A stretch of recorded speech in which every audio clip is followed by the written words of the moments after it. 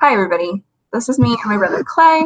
I've interviewed Marie Pace, who's my grandmother, Mary Ware, who's my mother, and this is my brother. He was born in 1979. Yeah.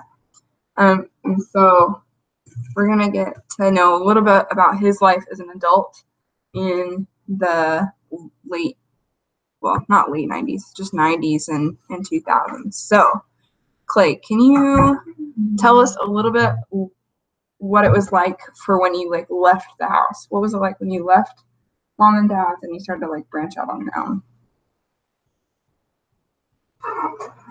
Don't be nervous. It's okay. No, I can't stop recording. It's okay. No one's gonna see this except for you and me. Okay, so branching out, I branched out as soon as when I turned 18. Mm-hmm.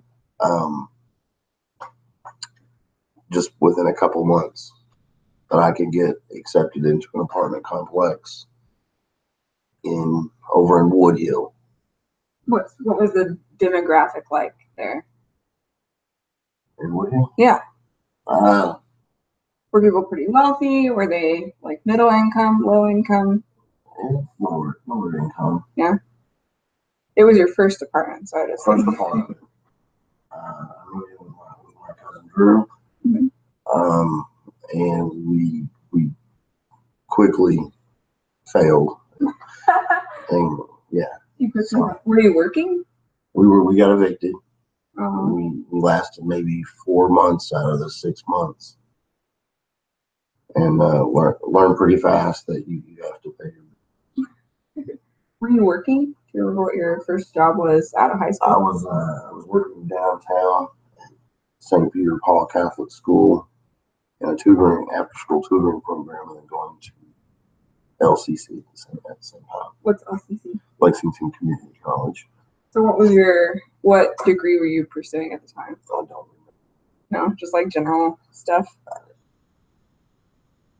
Yeah. Is pursuing a bit of a strong word for that? I know that I had to. So when you graduated high school, did you feel like a big push to go straight into college, or did you? Well, I didn't graduate out of high school. Okay.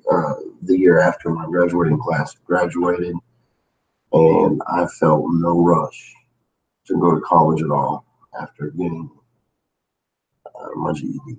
Why was that? Why didn't you feel like a rush to go straight to college? Did you see other options? My interests and priorities led places. Mainly just things that were non-productive at the time, but yeah, just no rush to go. Yeah, made do. Okay. So after the Wood Hill apartment, what did you do? Do you remember where you went next? I was honest.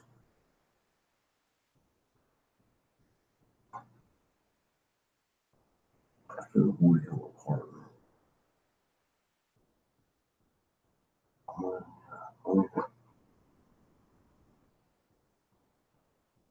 I know I moved back in with mom and dad for a little bit, but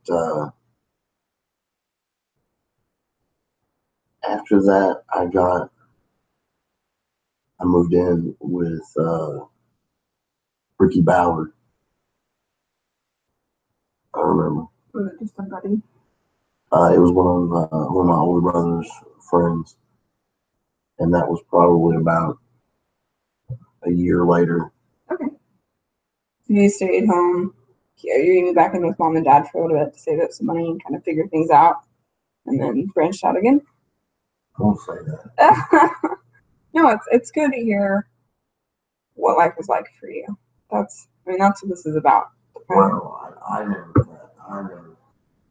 planned my life past 21. So yeah, I just everything was on the fly for a long time. So why didn't you plan your life past 21?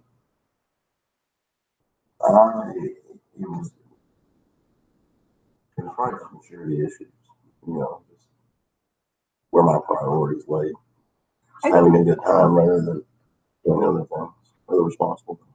It's kind of funny because I feel like in that time period, like the big pushes were get a job and get an education. However, nowadays in 2017, the big deal is the gap year, right? And so that's kind of what you wanted to do. You wanted to take a gap, figure things out, go have fun.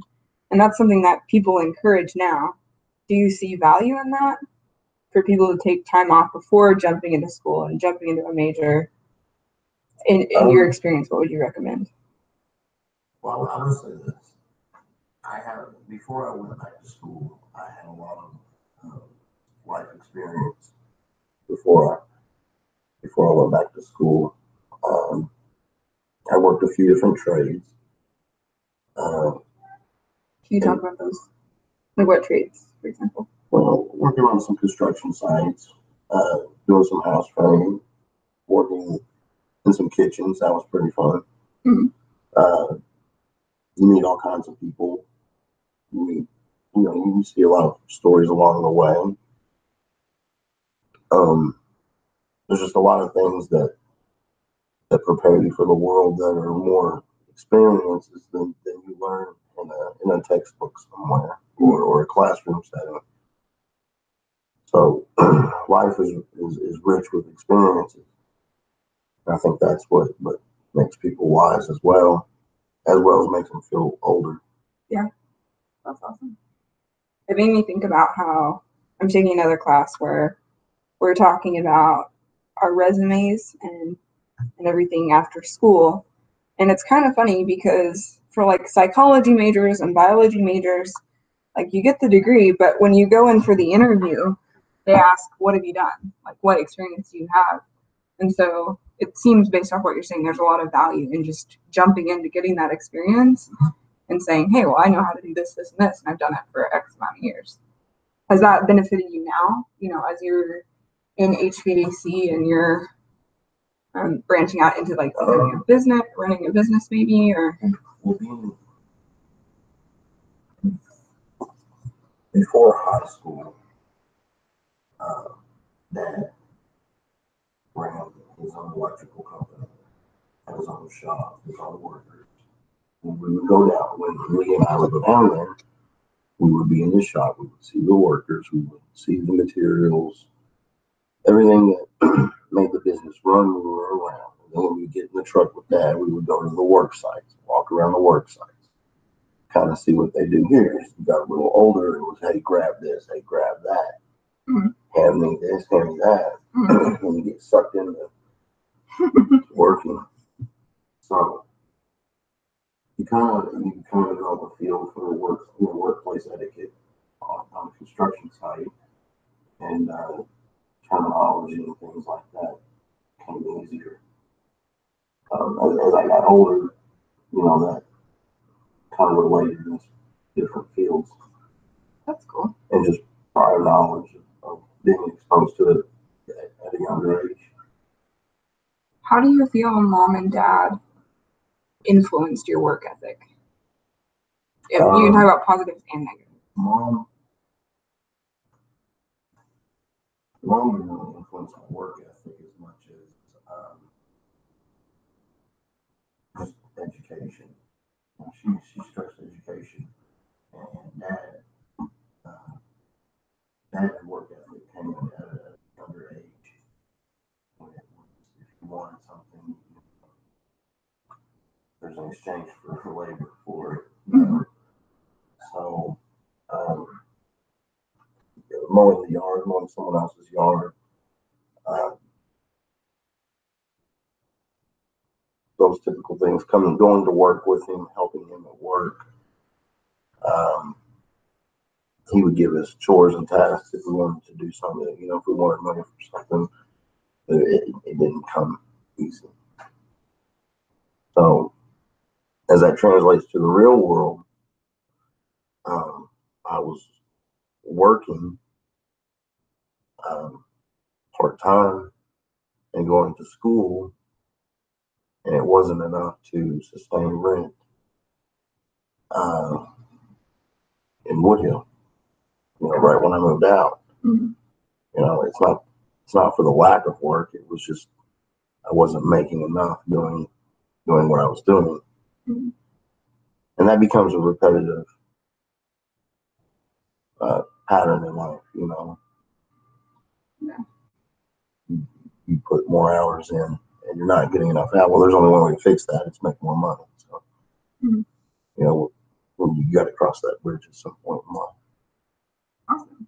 I want to transition a little bit to, I guess, fast forward a few years to when you left Kentucky and you moved to Utah. Why did you decide to do that? Just to do something. Change of pace? Change of pace, change of scenery, new faces, new friends, new friends. Yeah. New friends. Okay.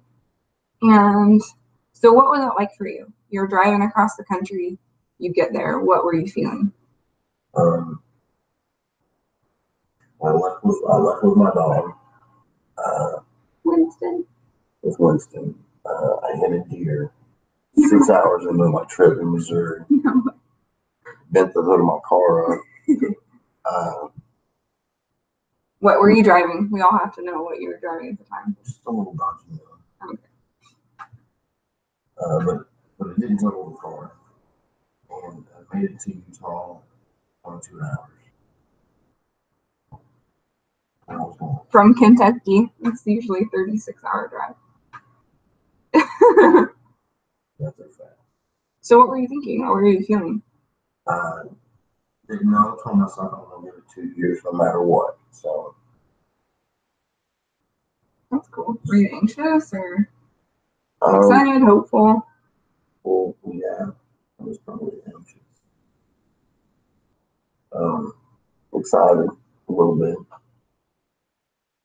But I was meaningfully out there. You know, I had a support system where I was going already. That's okay. And I was excited. Yeah. That's really cool. So what job did you get when you got there? I started out working at a barbecue place, Goodwood Barbecue in Riverdale, and working for Lee's father-in-law for CFC, which is Connectors for Construction, delivering rebar packages and house connectors. Okay. So obviously you met your wife there. Yeah. Can you tell us a little bit about that? About meeting Jess? Kind of funny. So one of the guys that worked at the restaurant I worked for had a part-time gig as a property manager at a apartment complex, and I was living in another apartment complex, and he was getting me the paperwork to move in to where he was working these properties, and everything went fine except for when they ran my credit or they run a credit check on you, and they look for evictions and things like that. I had fines from a previous place that I lived, and they wouldn't rent to me because I had $400. And I asked him, give me 48 hours and let me see if I can get this off my credit. And he's like, okay, I'll give you 48 hours, because he really didn't think that I could. Well, at that time, Jessica had walked into the office and had sat down to get an apartment as well. She was applying for the same apartment that I was getting. And it turns out that I made a few calls, made a couple payments, got a couple things faxed, and in 48 hours I got it off my credit. That's crazy awesome. So yeah, it was. So she had to wait. I actually met her again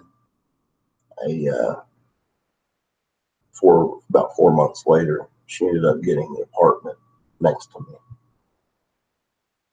And I guess I was that guy who stole the other apartment out from under her. But I don't think she was interested in me as much as she probably was my dog, and I'll probably say my car. At the time, I had a very nice 1984 Olds 442 with T-tops, big cow hood, Mickey Thompson's. Oh, sounded nice. But yeah, that's kind of how we met. And so you guys got married, what, a year and a half later, 2 years later? It was a while. We got married a couple years later. Yeah. And so getting married, how old were you when you got married? Late 20s? Late 20s, I think? You even stumped me on some questions. Sorry. I think late 20s. Yeah, I was like 30. 30s? No, maybe 30. 30? Alright. It's been a while. Yeah, early 30s. Yeah, early 30s. Early 30s. So taking that leap, because I know that, like, as your sister, I just know you weren't exactly like looking for a wife. You weren't like, you didn't go to Utah to pursue a wife, but you like met this girl and she was awesome and you guys just clicked, and that's kind of how it was for me with him too. I don't think I was going to be in like a long-term relationship with him, but no, we were actually just good friends before we became lovers. Actually. Yeah. Yeah. Would you recommend that to your kids too someday, to like establish a good friendship? Yeah, absolutely. Yeah. Awesome. So getting married, how did that change your life? All the stereotypical things. Like what? Like what? What changed for you? Getting married? Positive and negatives. There's no negatives. All the positives. I don't know. Getting married was just one of those things that we felt we wanted to do.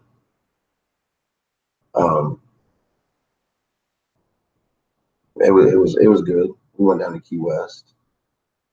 We got married at the courthouse. Mm-hmm. We went to Fat Tuesdays right before we got married. We put our drinks we stashed our drinks in the tree out front next to the chickens. And then got married. That's awesome. Yeah. And so, looking forward, my whole wedding, I think my whole wedding was less than $500, like from start to end. I did not go into debt for it. Got my ring at Overstock.com. got my steak. But yeah. So, what are your goals now? What are like, as at 2017? What are your goals for your future? Yeah. Is of course financially stable and independent, and raise my baby. Yeah. Awesome. I think that's a good safe. Keep them safe. Yeah. Actually, I'm gonna ask you one more question. Just because that makes me think. So obviously times have changed. I did this interview with Nana, did this interview with Mom. What do you think is the biggest difference between raising kids today versus in their generations? What do I think is what? What do you think is the biggest difference in raising kids today versus raising children in Nana and Mom's generation? The biggest difference is Nana and Mom's generation will actually raise them.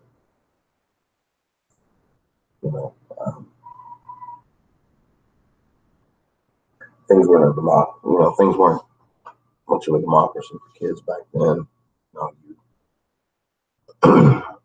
It was just parenting is different, but the rules were different too. So there's a lot of things that they do different now that they didn't do then. Parenting and social service as well too. People were allowed to discipline their children. Schools were allowed to discipline their children. the neighbors were allowed to discipline the child. Mhm. You know, there was no question. Authority was authority, and adults were authoritarians. And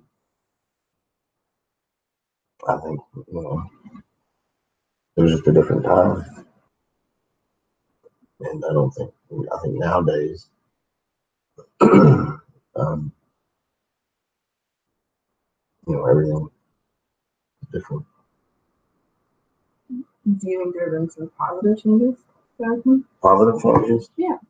I don't know. You can point any out. You can tell me. 'Cause, no, No. no. I see a generation full of pansy. Yeah. Why is that? Like, what do you think makes this generation? Uh, because everything is, I don't know. Everything has to be given to them. You know, there's not as much work ethic into things. Everybody entitled something. Nobody should have to work for what they want. And if you don't believe so, then you're part of the problem. And a lot of people walk around like that. That you know, effort should be fair game for everyone. If people put more effort in, then they should be more qualified. Or they should, you know. I think a lot of people think that things should be handed or they're just expected. Mhm. And it's a very dog eat dog world. People should know that you got to go out and make what you want out of it. Awesome. Do you have any final advice for like the future posterity? For your kids, for their kids? Yeah, I do have some advice. I'd like to see a generation of kids who hate movies and hate video games. I'd like to see a generation of kids come out that the thought of a video game bores them, and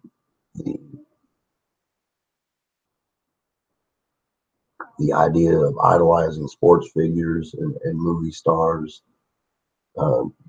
disgusts them. You know, I want to see a generation of people and children that